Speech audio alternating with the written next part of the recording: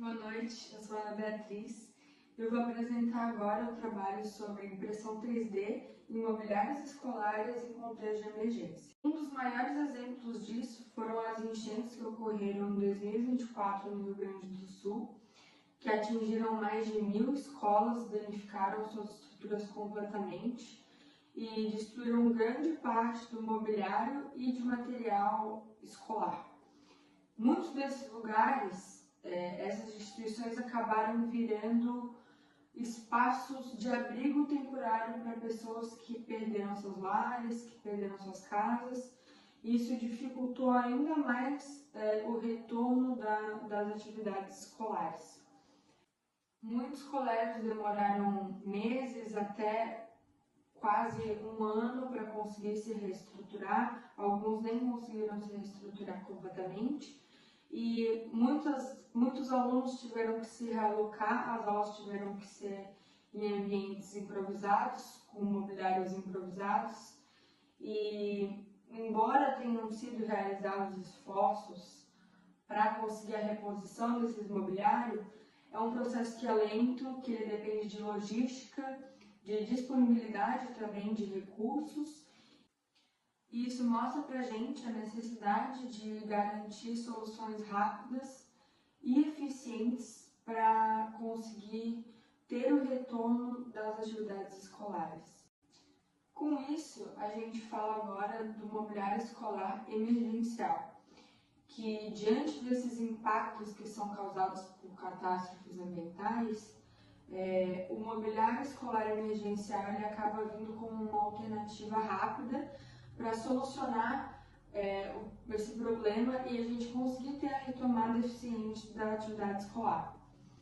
Essas soluções elas são projetadas para a gente conseguir atender necessidades mais imediatas, que oferecem condições adequadas para o ensino mesmo em espaços temporários e improvisados. E os estudos falam que mobiliários que sejam de fácil transporte, de fácil montagem, que sejam resistentes, ergonomicamente adaptados e podem contribuir muito para a organização desses ambientes escolares em situações de emergência, em situações temporárias, e também para o bem-estar dos estudantes que buscam um ambiente adequado para o aprendizado.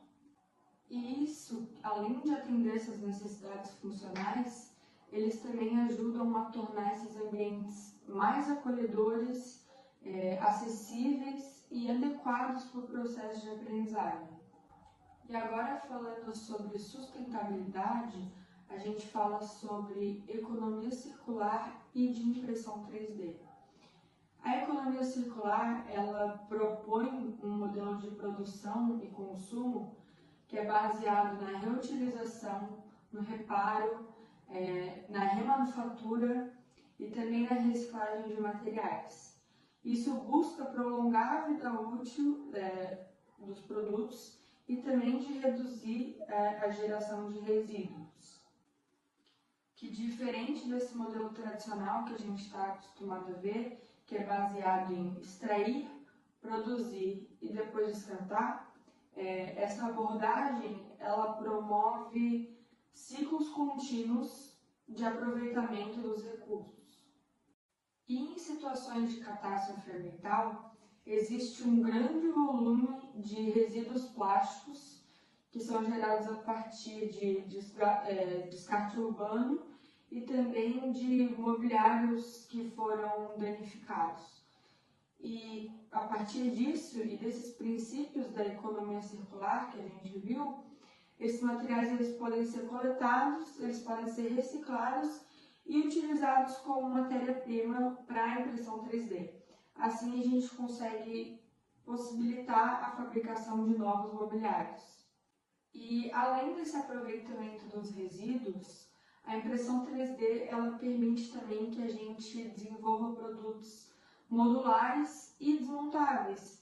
E isso facilita a substituição de peças que tenham sido danificadas e a gente consegue aumentar também a vida útil dos produtos. Dessa forma, a gente consegue ver como a tecnologia ela contribui para a recuperação mais rápida dos ambientes escolares e promove soluções que são alinhadas com a economia circular e com todos esses pilares sociais, ambientais e econômicos também da sustentabilidade. E falando de alguns casos semelhantes a isso, a gente pode comentar sobre como o mobiliário ele vai além de uma função utilitária do funcional. Ele também consegue contribuir para o conforto, para a segurança e estabilidade emocional do usuário também. Ele pode ser caracterizado por soluções que são adaptáveis, que são multifuncionais e que são capazes de reconstruir esse senso de normalidade em ambientes que tenham sido danificados e afetados por essas crises. Outros exemplos disso são lugares como campos de refugiados, por exemplo, no Iraque, na Jordânia, Bangladesh, que eles também apresentam espaços educacionais que foram adaptados para situações de crise. Nesses ambientes, geralmente, predominam-se mobiliários que são leves, que são simples, como mesas e cadeiras plásticas, como tapetes também. É muito priorizado material leve, que seja de baixo custo e principalmente de matéria-prima e local. Isso facilita muito para ambientes que estão passando por situações de emergência, de vulnerabilidade, de crise. Essas soluções elas acabam contribuindo para que a gente consiga dar continuidade à educação e uma organização comunitária também em contextos de emergência e que muitas vezes exigem um deslocamento forçado ou uma adaptação temporária.